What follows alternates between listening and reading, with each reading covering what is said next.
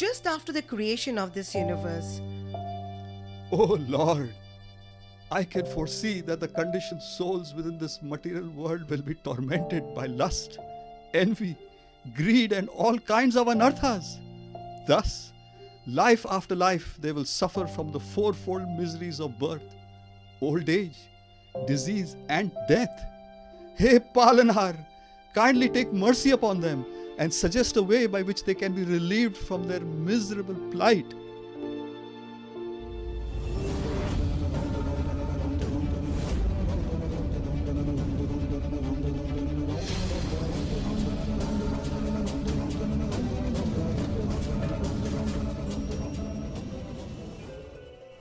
O Brahmadev, such compassion is befitting an exalted personality like you.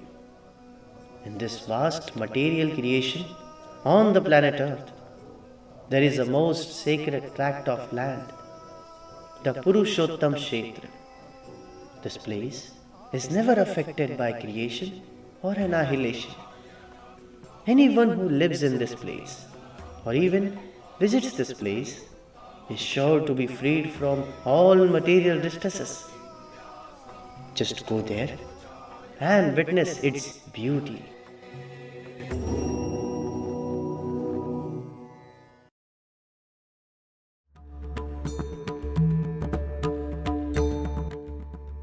I have never seen a deity as beautiful as this. I offer all my respects unto you, O Neel Madhava and Mother Lakshmi Devi.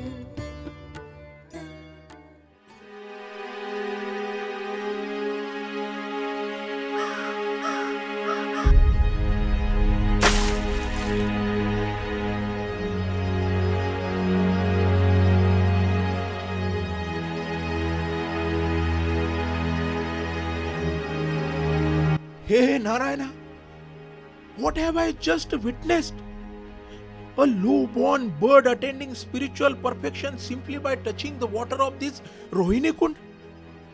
Oh Master, it is you who have ordained that I punish the sinful living entities according to their past misdeeds. That crow was scheduled to take lakhs of births before attaining the human form of life, let alone attaining a four-handed form of the Vaikuntha Lokas. What is happening? Am I hallucinating? O Yama, the living beings here are extremely dear to my husband. They are freed from any sinful reactions simply by worshipping this deity. Sinful seeds burn at this place just like cotton is burned by fire. Therefore, O Yamaraj, this is not the place for your duty. Oh Mother, kindly forgive me for my impunity. How was I to know the glories of this holy place, which are unknown even to Lord Brahma? O Pitamaha, during the Satya Yuga of Svarochasha Manu, a king named Indradyumna will require your guidance. Please instruct him to perform 1,000 Ashwamedha Yagyas.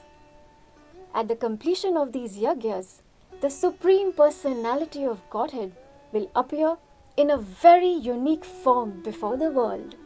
This deity, carved from wood by Vishwakarma, will bring about all auspiciousness to the entire world. As prophesied by Mother Lakshmi Devi, many 1,000 years later, King Indradyumna ruled the entire world from his capital city of Avanti, which is near present-day Ujjain in Madhya Pradesh. He was truthful, religious and pious. Above all, he was a staunch devotee of Lord Hari. Indeed, he was a Rajarshi.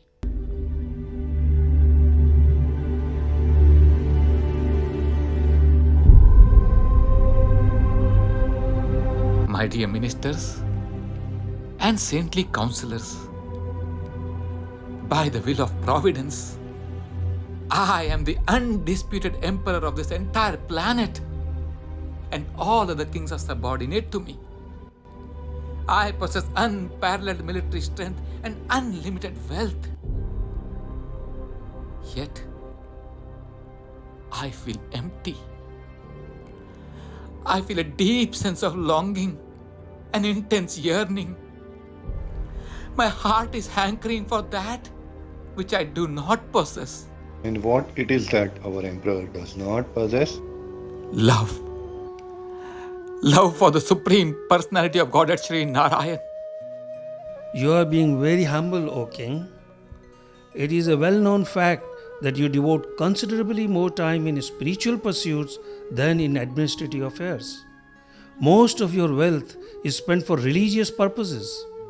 You donate cows and gold very generously to the Brahmanas and Vaishnavas.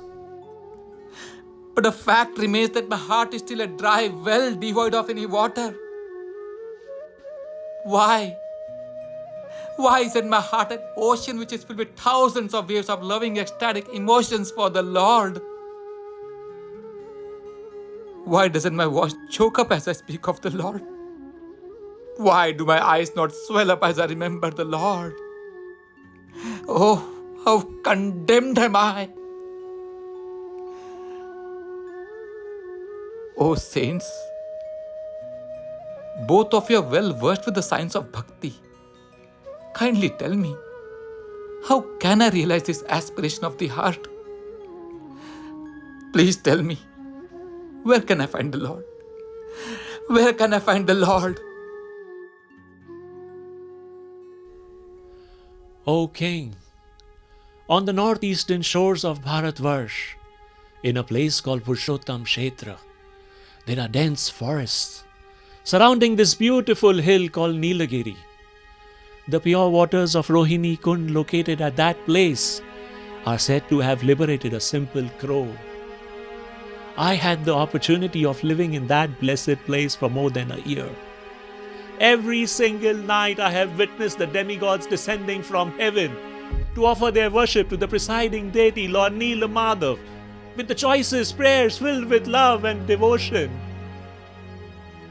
O King, I assure you of having no uncommon qualifications, but just by living at Purushottam Kshetra I have developed an overwhelming attraction for the Supreme Personality of Godhead.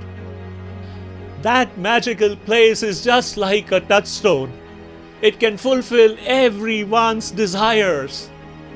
So, My Majesty, I urge you to please visit that place and fulfill all your aspirations. Ministers, I am very much intrigued by what this respectful sage has said. It seems I may have finally found the solution to my heart's hankering. Kindly go personally and find out this place at the earliest. Surely, O Master. Dear brother, if you may, can I make a plea before the emperor? Of course, Vidyapati. Dear master, if you find merit in my plea, then I would like to go in search of this place instead of my brother. My brother is the minister. You may need him by your side. I assure you that you will not find me lacking in my efforts.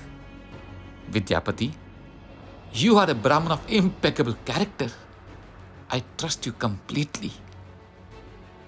Kindly proceed at the earliest, for I cannot bear to wait until I have darshan of that holy land and its great master Lord Neelamadhav.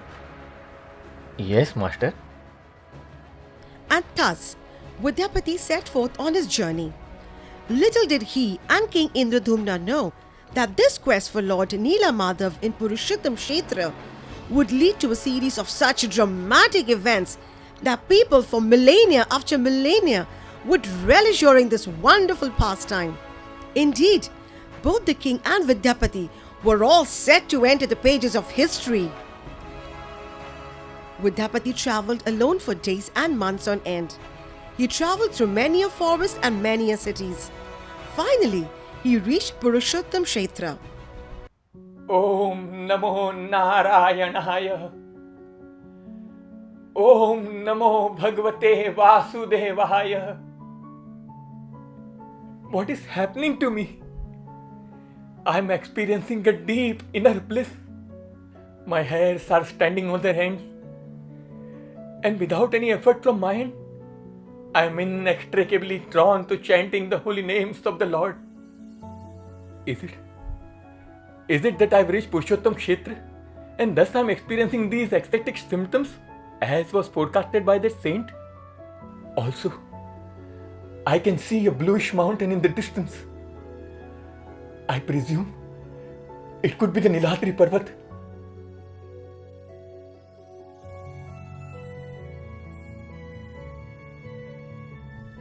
O Brahmana, you seem to have come from a far off place. Who are you? Kindly introduce yourself. My name is Vidyapati and I have come from Avanti Desh. You look fatigued and must be hungry. Kindly accept our invitation for meals. Although we are simple tribal men from the Shabra clan, I, Vishwavasu, the chief of our clan, assure you that you shall find no shortcoming in our hospitality. I am grateful for your kind gesture, but I must first take darshan of Lord Neel Madhav. I have heard such wonderful glorification about his beauty. Please tell me, am I in Purushottam Kshetra? And is that the Niladri Parvat? If yes, kindly take me to Lord Neel Madhav at once. You are at the right place, Vidyapati ji. Come, I shall take you to him right away. Yes, let's go. How pleased the king would be to learn that I have found Lord Neel Madhav. What? What did you just say? Actually, I have been sent by Emperor Indradumna of Avanti Desh to find out about Lord Neel Madhav's whereabouts. He is very, very desirous of seeing their lordship. Kindly excuse me, Vidyapati ji, but I cannot let you have darshan of Lord Neel Madhav. You'd better return back. Why? What happened now all of a sudden? Neel Madhav is our very life and soul. He, along with Lakshmi ji, are the center of all our activities. We are men of the forest and have no material prosperity. Lord Neel Madhav is our only treasure and our only pleasure. There is a legend that one day a king would come in search of the Lord, and thereafter the Lord would leave us forever. Your arrival here today is indicative of that very prophecy. Please do not misunderstand me. It's just that we do not wish to be separated from our Lord. I understand your pain. And your attachment to your deity is most praiseworthy. But does this prophecy not indicate that it is the desire of the Lord himself? Besides, I have been sent by the Emperor and I am duty bound to report the truth to him. You too are his subject and are bound to comply by his will. Lastly, I myself am greatly desperate to see the Lord. I just can't bear to have come this far and not be able to see him. My mind is convinced that you are speaking the truth. But my heart is imploring me not to succumb to your request. All right. I shall let you have darshan of the Lord. Indeed, who am I to stop a person from approaching the Lord? However, my attachment to Neel Madhav is so strong that I cannot permit you to know his whereabouts. Therefore, I shall take you to see Neel Madhav, but blindfolded. Blindfold him.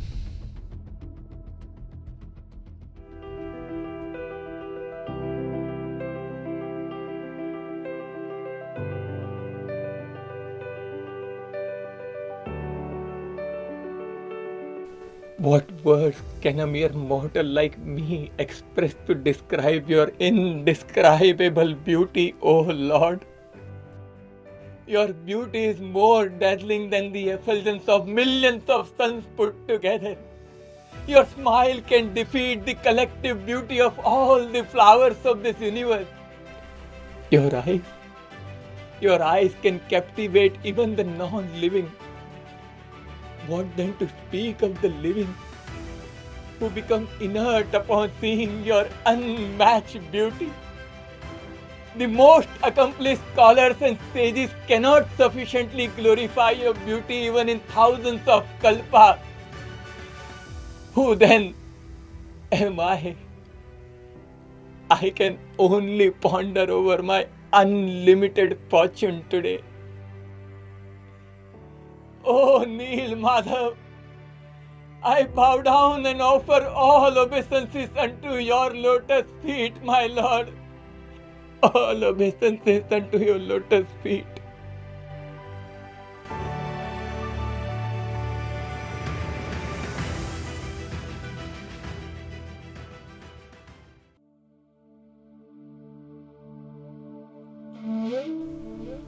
Oh, the food is so succulent that is driving my taste buds crazy. I have never ever tasted anything so exquisite. Dear Viswavashu, kindly do not feel offended by my question. But I have to ask this. How is it that simple forest dwellers like you can arrange so many varieties of opulent bhoga for the Lord? I mean, King Indradumna is the emperor of the entire world. Yet the food here can put all his team of cooks to shame. This is the cuisine of lentils and rice cooked together into a porridge-like consistency with finely cut vegetables and laden with a generous tempering of ghee that is sure to leave you craving for more. And this is a cuisine of gram flour finely dissolved in yogurt with small pakoda balls made of silked herbs, spices, and a dash of fenugreek simmered on a slow flame until the serving attains a golden hue. I thought this was khichdi and this was kadhi. Well, ordinary folks call it khichdi and kadhi, but the sophisticated denizens of the heavenly planets describe it just the way we have described. Sophisticated denizens of the heavenly planets? What are you talking? Dear sir, ordinarily we do not reveal the secret to anybody, but with the kind permission from our chief, I shall reveal it to you. Each evening, demigods from the heavenly planets, headed by Indra, come here along with their queens, followed by Gandharvas, Vasus, and Adityas, to seek darshan of Lord Neel Madhav. The devatas offer choicest of prayers filled with devotion, while the apsaras dance for the pleasure of the Lord. The prasadam which you honor is uncooked by us, but has been cooked and offered by the devatas themselves. There is simply no end to your good fortune. I now understand your reluctance in letting me know the whereabouts of Lord Neel Madhav, and you are totally justified in doing so. To be honest, I do not wish to return back. I'd rather settle down here along with all of you and happily serve their lordship for the remainder of my life. However, I am duty bound to my king, and duty should always take precedence over personal considerations. Moreover, it is because of him that I have received such causeless mercy. He must be awaiting my return with each passing day. Sooner or later, I'll have to return back. Oh Vishwasuji, I can tell you one thing with absolute conviction. If there is any one person who is most deserving of the Lord's mercy, it has to be King Indradyumna. And thus, with a heavy heart, Vidyapati left Nilachal and returned to Avanti Desh. As he entered the courtroom of the king,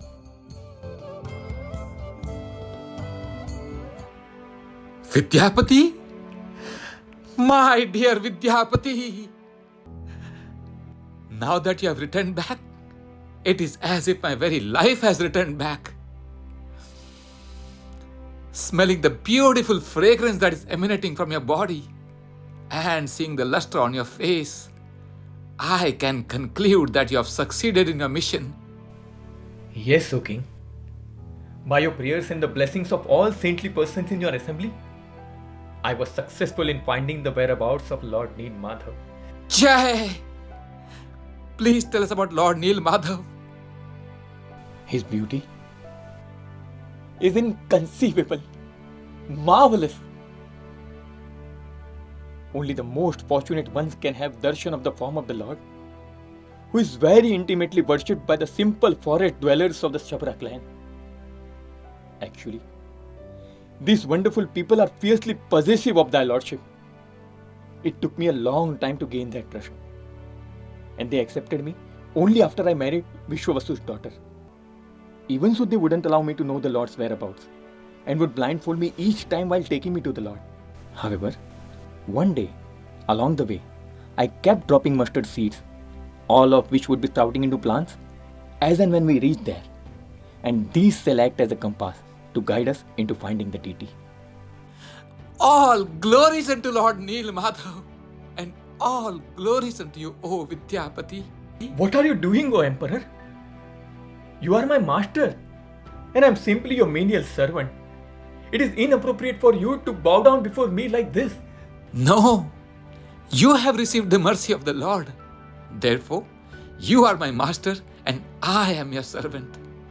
O Vidyapati, you have brought me such joy. Actually, I brought something very priceless for you. This garland belongs to Lord Neel Madhav. Jai. And these are the remnants of food offered to him by devatas. These have been presented to you by Vishwavasu, the chief of the tribal community, who are in charge of worshipping Lord Neel Madhav. O Vidyapati, I am indebted to you beyond words.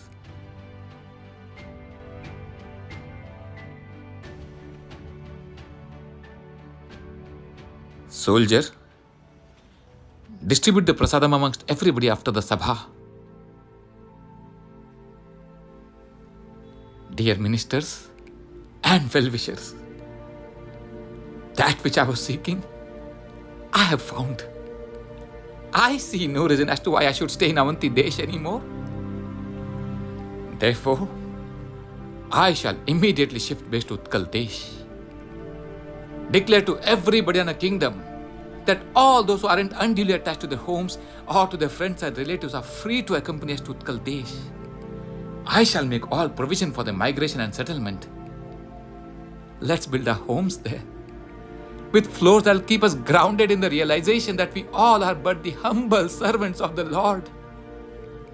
Let's build our homes there, with walls of firm devotion to the Lord that will keep us protected from the onslaught of Maya. Let's build our homes there with the loving shelter of Lord Neel Madhav as our roof. Yes, O King, we shall accompany you. Hail, O King, I have some very auspicious news for you. Go on. The greatest of all saints, Narad Muniji, has arrived in our palace to meet you. Narad Muni? I shall receive him myself. Narayan, Narayan. Oh, what pious deeds could we all have possibly performed to merit your audience? Oh, Naradji, please accept my humble obeisances. Darshan of saintly personalities like you is so durlabha, very, very difficult to obtain. Kindly be seated upon the throne and treat me as your servant. Tell me, O King, is there sufficient food grain in your kingdom? Are you ruling your kingdom as per the religious principles as enjoined in the Shastras? And is your praja advancing well in their God consciousness? By your kind blessings, everything is going on smoothly. Oh Naradji, Mahatmas like you never visit anybody without a noble purpose. Kindly tell me, what brings you here today to my kingdom? Well, I have come to know that you are all set to leave everything behind and go to Nilachal to seek shelter of Neel Madhavji. That's true. I have been instructed by my father, Lord Brahmadev, to accompany you and assist you in all possible ways. Brahmadev is extremely merciful upon me. What more could I ask for? Under your guidance, we are assured of success in all our endeavor. Oftentimes, success is achieved only after endeavoring laboriously with enthusiasm despite reversals after reversals. Get ready, King Indradumna, for you are about to embark on an adventure much beyond your wildest of imagination. The residents of Avantipur understood that the king was a pure devotee of the Lord, and they left behind their homes to accompany him without any hesitation or lamentation. And after many a days, they reached the banks of Mahanadi river.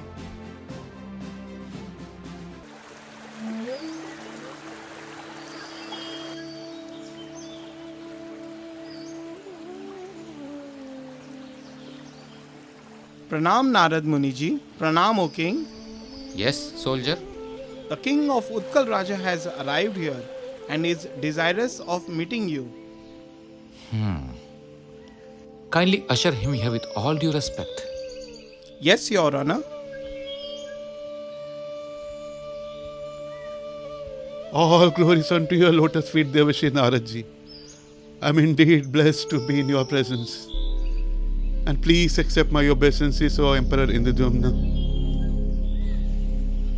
It's my great fortune to be in the presence of such exalted personalities.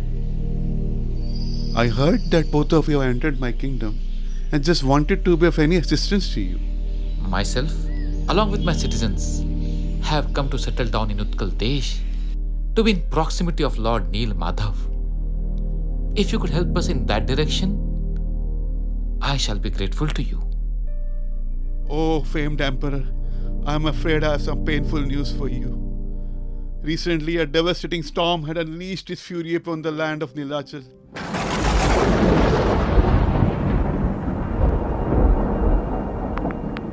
And consequently, the whole of Nilachal was buried in sand. Neel Madhavji too was buried and lost. This is indeed terrible news. I shall employ all of my army and all of my citizens to dig up every inch of the earth and find the deity back. Naradji, how come this impediment has come our way? Impediments come and go, dear king. Be resolute in your purpose. It is time we proceed further. Yes, let us proceed. I am getting more and more impatient with each passing moment. Narayan, Narayan. And thus, they marched ahead until they reached Bhubaneswar. Acting on Narad Muni's instructions, King Indradyumna worshipped Lord Shiva at Bindu Sarovar. Om Namah Shivaya. Om Namah Shivaya. Pleased with the king's worship, Lord Ashutosh appeared before him.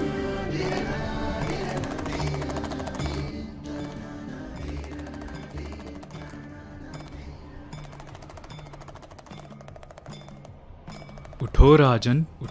Mahadev? Please accept my obeisances, O Lord Shiva. Your glories are unlimited, and I feel utterly insignificant in my feeble attempts to glorify you. O great king, I am pleased by your prayers. Continue on your quest with faith and determination. You shall surely succeed in your endeavor. Yes, O Lord. Dev Rishi Narad, the sapphire blue deity of Neel Madhav has disappeared from this world's sight forever. Tell the king to install a deity of Narsimhadev and perform 1000 Ashwamedha Yagnas to satisfy him. At the end of the 1000 Yagnas, Vishwakarma will come to guard a most fascinating deity out of wood, and your father Brahmadev will personally install the deity. May all the good fortune be upon you and the king.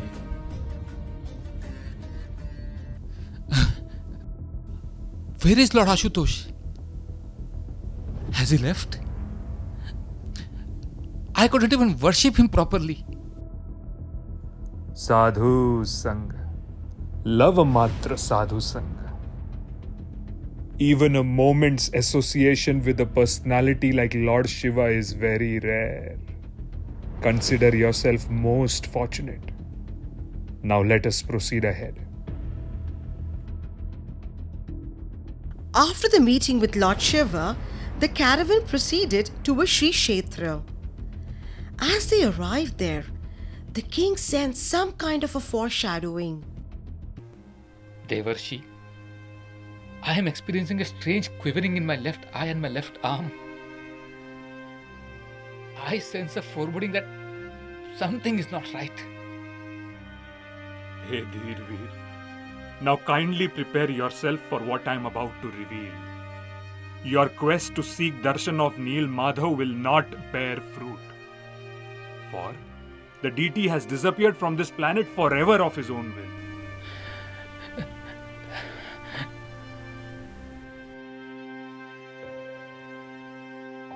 Rajan? Rajan?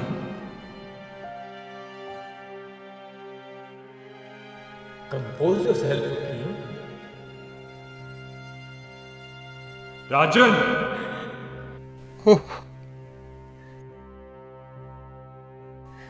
What grave offenses I must have committed to be shunned by the Lord like this. Or perhaps I must have offended some Vaishnava.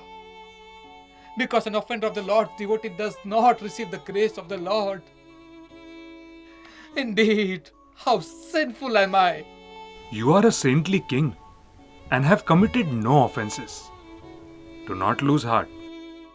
After leaving behind my kingdom and traveling for months on end with the sole desire to obtain the mercy of Lord Neel Madhav, how can I not lose heart at losing him after having come this close?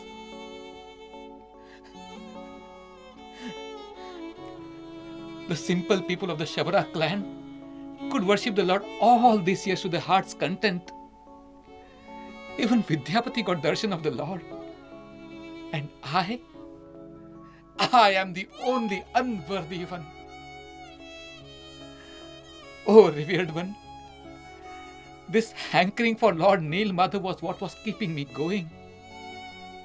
Having been forsaken by the Lord, I do not know what should I now live for.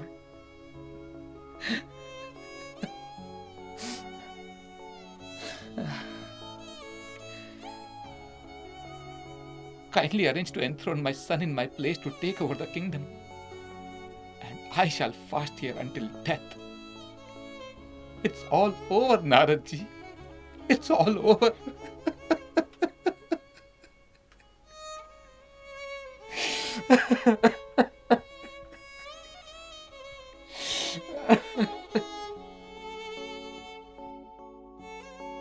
For one who has made any endeavor on the spiritual path, it can never really be over, nor can such a person be ever forsaken by the Lord. Indeed, the all-merciful Lord does not forsake even those who are indifferent to Him. What then to speak of those who have surrendered their lives unto Him? Remember, I had stated that oftentimes success is achieved only after endeavoring laboriously with enthusiasm despite reversals after reversals. And LAULYM, the intense hankering to obtain the mercy of the Lord, is absolutely essential for one who desires ultimate success. So give up your foolish idea to fast unto death and have faith in the Lord.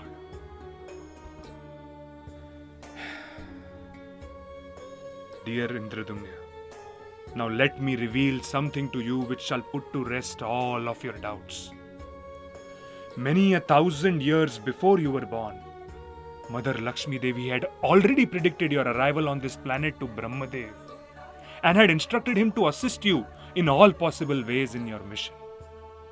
I have come to help you on the advice of Brahmaji himself.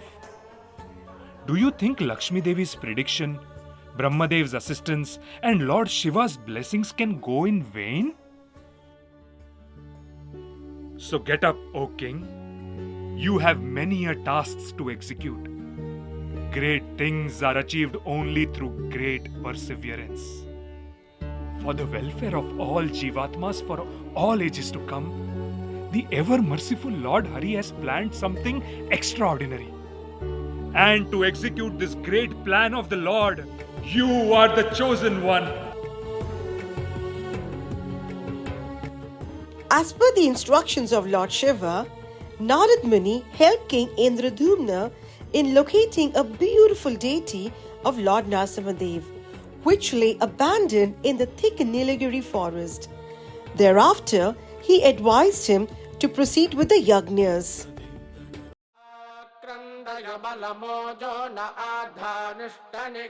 With Vedic mantras chanted by the most perfected Brahmanas, King Indradumna performed 1000 Ashwamedha yagnas.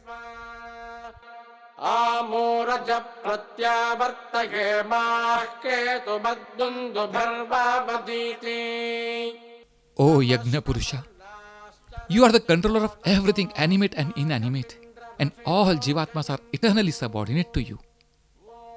O Master, for some reason not known to us, you have chosen to disappear from our vision in your form as Neel Madhav. These 1000 Ashwamedh Yagnas are being performed just for your satisfaction and to invite you to reappear in your deity form for everyone's benefit.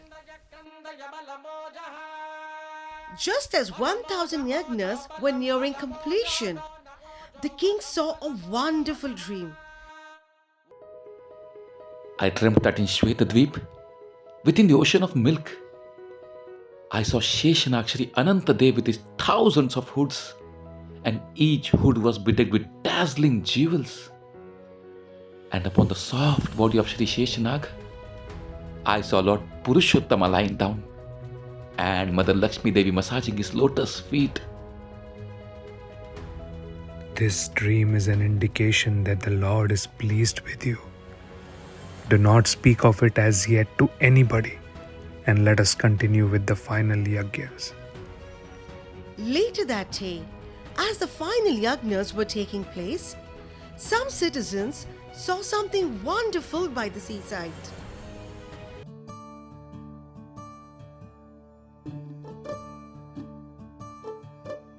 O King, we have just seen a most uncommon tree floating in the ocean's waves. We could smell its sweet fragrance from a distance, and it glowed with uncommon luster. Looking closer, we found the symbols of Vishnu upon it. A tree floating in an ocean? What could this be, O Munivar? For the benefit of all, the Lord will reveal himself in a form carved from wood. There is no difference between the potencies of Archa Vigraha and the Lord himself. The Lord is transcendental to our mundane senses, but is kind enough to accept our service in his deity form. O King, you should go to the seashore and arrange to have the tree brought here to the sacrificial altar. I shall do so right away. Let us go to the seashore. The tree was brought to the sacrificial arena amid celebrations and the chanting of mantras.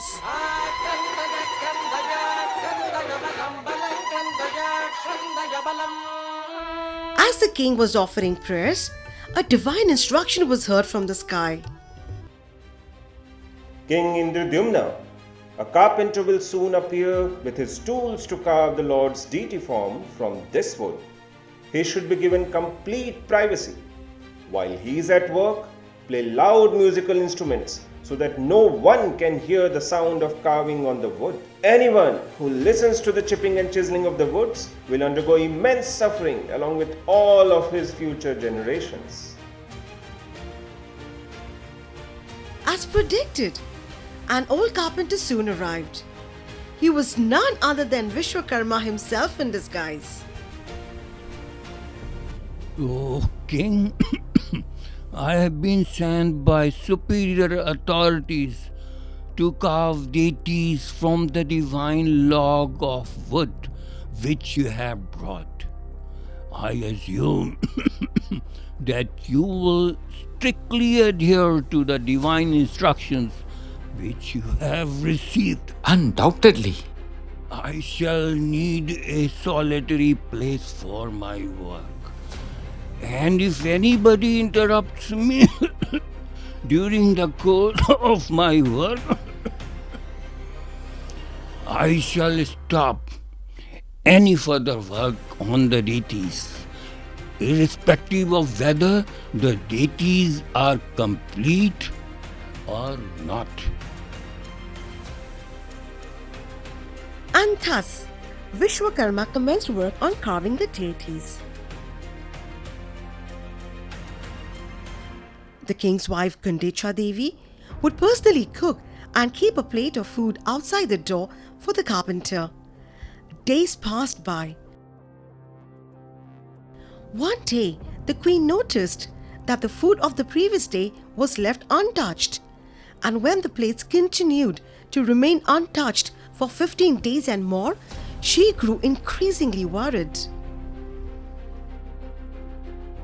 Swami, the food remains untouched for more than a fortnight now. I fear that something untoward may have happened to him. I suggest that the doors be opened to ascertain whether he is alright or not. We can't do that.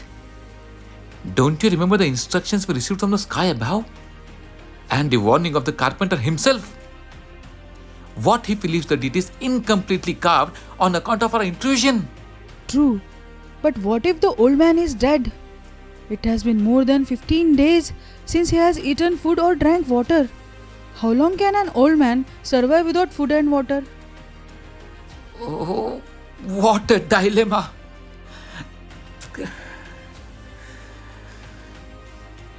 Perhaps you're correct. Something doesn't seem right. We need to check on him. Hey, Nath, kindly protect my decision.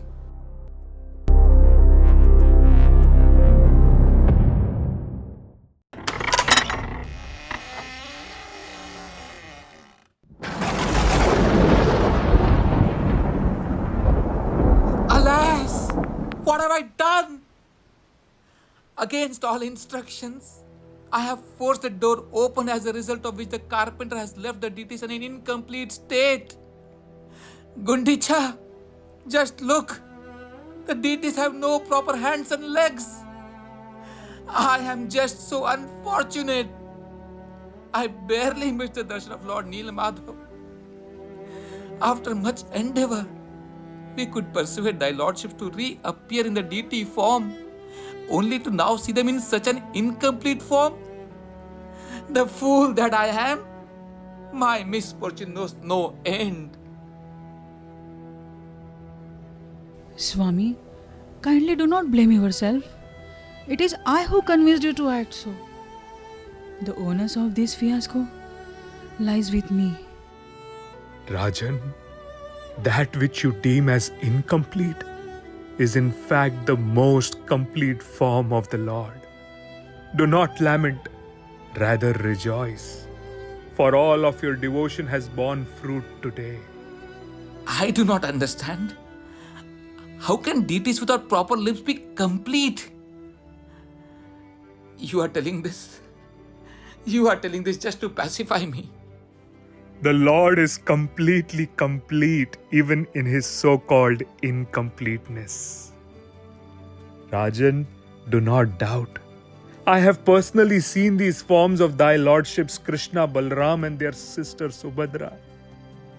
Hence, I am certifying these forms carved by Vishwakarma as bona fide and perfect.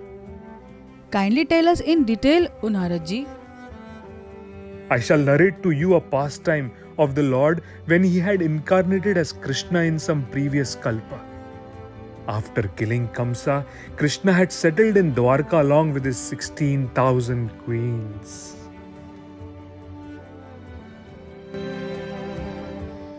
Despite unlimited opulences and thousands of beautiful queens, our master does not appear satisfied with us. Yes, even though externally he appears to be enjoying our company, internally he is forever hankering to be in the association of the gopis of Vrindavan. Secretly weeping all night long, he just keeps chanting the name of Shri Radha. Oftentimes, I have broached upon the subject of Radha Rani and about his life in Vrindavan, but our Lord never reveals anything. So, How do we get to know the depth of our Lord's attachment to Vrindavan and the Vrijvasis? It's as if our husband has lived in two different worlds, so different from one another, and we have no knowledge of the world in which he lived prior to entering our world. Yes, there is so much to know about the years he spent there, the Leelas he has performed there. We all are dying to know this, but who can tell us? Actually, there is only one person in Dwarka who has seen our Lord in Vrindavan, and that person is Mother Rohini!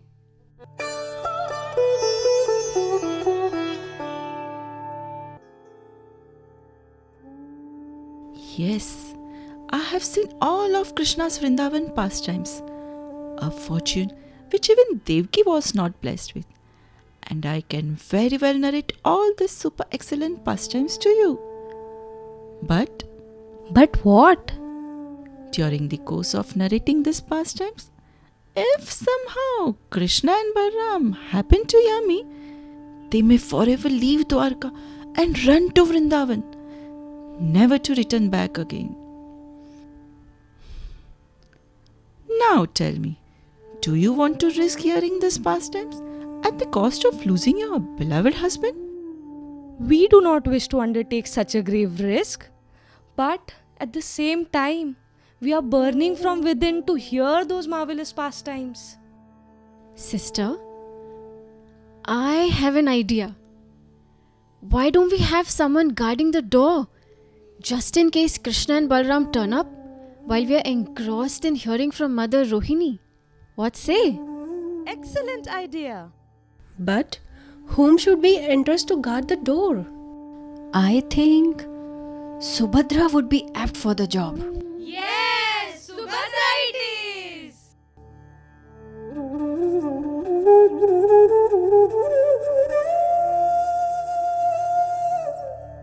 Subhadra, what number is this?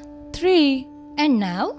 Stop it. I can see it's 5. I was just checking your eyesight. Can't take any chances. You see, our husband's at stake here. Listen, Subhadra.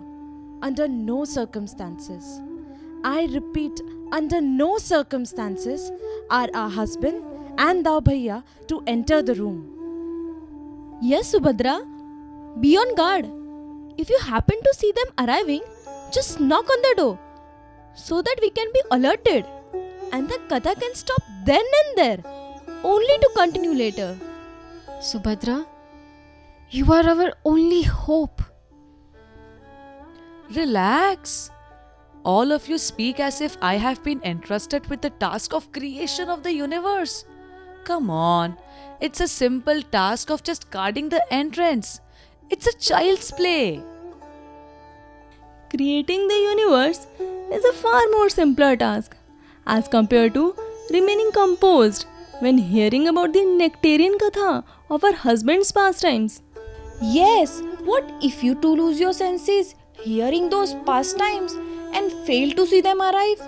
There is a famous saying in this context, Saudhani hati, Durgatna ghati. I very well understand the grave consequences of being neglectful in the duty that has been entrusted to. For me, my duty is above everything else. I shan't let anyone come in way of my duty. Rest assured. Sisters, I think Subhadra can be trusted. Let's go in.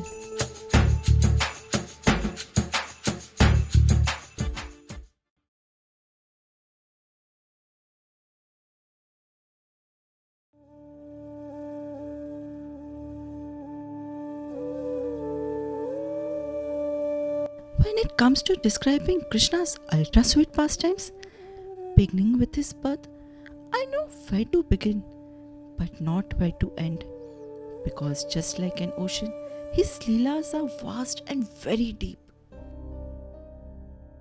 And thus, Mother Rohini began narrating all of Krishna's childhood pastimes in a most enchanting way. Poor Subhadra, who was so confident of remaining equipoised under the emotional turbulence that is caused by the hurricane of Krishna Katha got sucked up like a helpless leaf in the vortex of the whirlwind. In no time, she entered into a deep state of ecstasy and fell down unconscious. After killing Kamsa, Krishna and Balram were supposed to return back to Vrindavan, but they never returned. So many years have passed, and to this day, every moment the residents of Raj look forward to them returning back. And the only thing that is preventing them from giving up their lives is Krishna's promise. I shall return back. Mother, who is Radha? For all of our service and all of our devotion to our Swami, the only compliment we get from him is that we remind him of Sri Radha. That personality who embodies love for Krishna to the highest degree is Radha. The air that Krishna breathes, the fragrance that Krishna smells is Radha. Without her, he is incomplete. And it is for this reason that you find him in intense pain. I shall now describe to you Krishna's most confidential pastime, the Ras Leela, with Srimati Radharani and the gopis. And then Mother Rohini began narrating this pastime in great detail, completely oblivious to the fact that Krishna and Balram were standing outside, hearing every word of a katha. And with each passing moment, they were entering into deeper and deeper levels of ecstasy until both of them fainted alongside Subhadra Devi.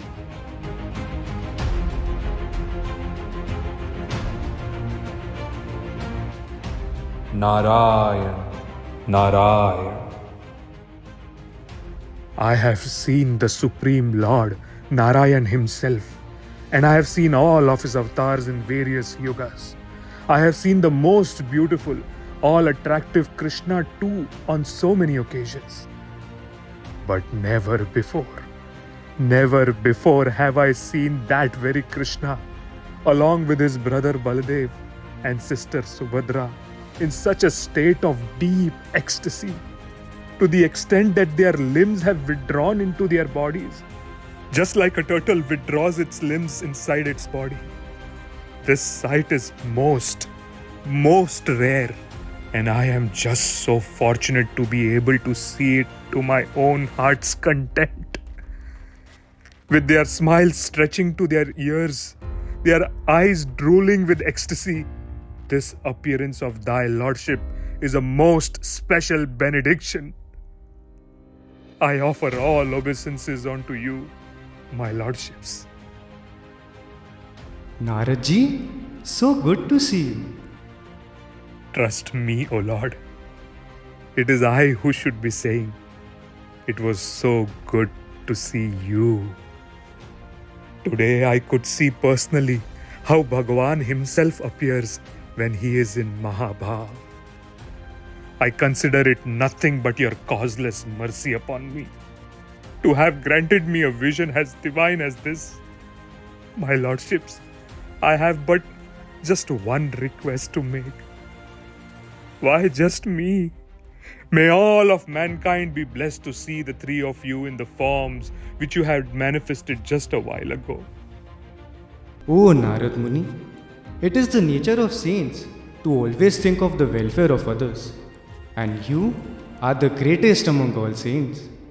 To satisfy you, we three shall incarnate in our deity forms as desired by you in the near future. And together we shall be called as Jagannath, Baldev and Subhadra. Jagannath, Baladev, Subhadra Devi ki!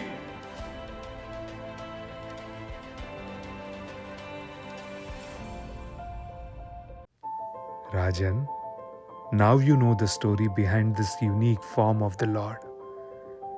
It wasn't left behind incomplete by Vishwakarma on account of any intrusion by you.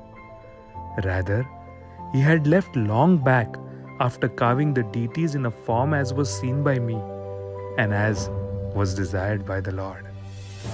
It is nothing but yet another magnificent Leela of the Lord.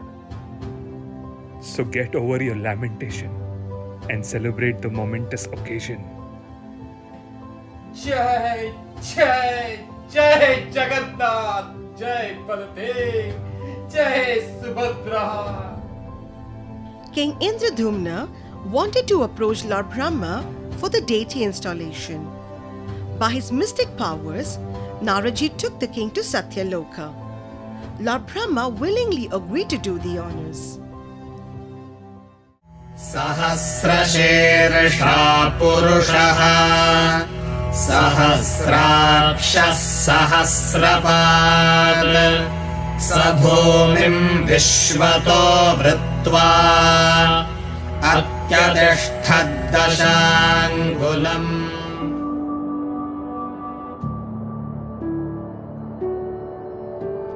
Brahmadev personally did the prana pratisthana of the deities during the reign of Swaratrisa Manu. The wheels of time have moved steadily, and since then, many a Manus have come and gone after their reign of millions of years each. To this day, alongside elder brother Baldev, sister Subhadra, and his Sudarshan Chakra, Lord Jagannath has been standing at the temple in Puri, showering mercy upon all those who visit him.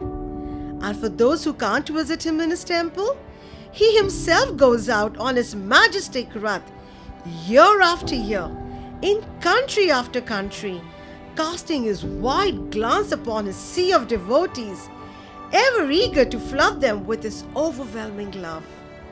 In reciprocation, the only thing he expects is for his devotees to say, "Oh Jagannath, I am yours."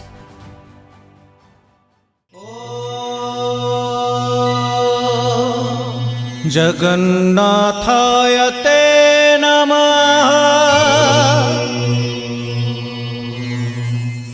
Jagannathaya te namah Jagannathaya te namah Jagannathaya te namah.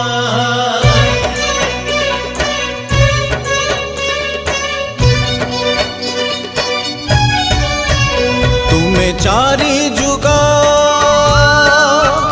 तुम्हें चारी वेद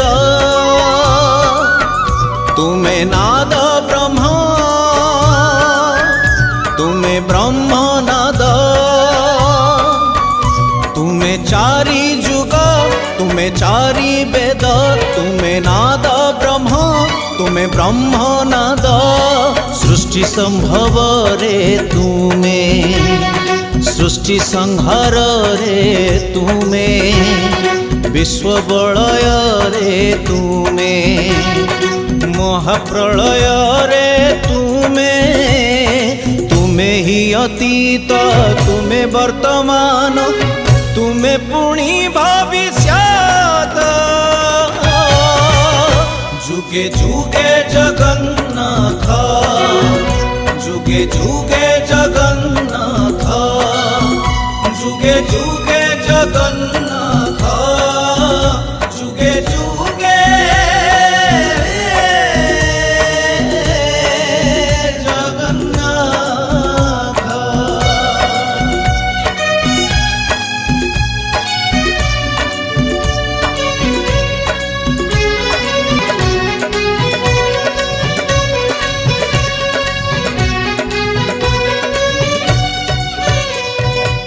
प्रभु तुम्हें अणु तुम्हें परमाणु तुम्हें तो परम ब्रह्म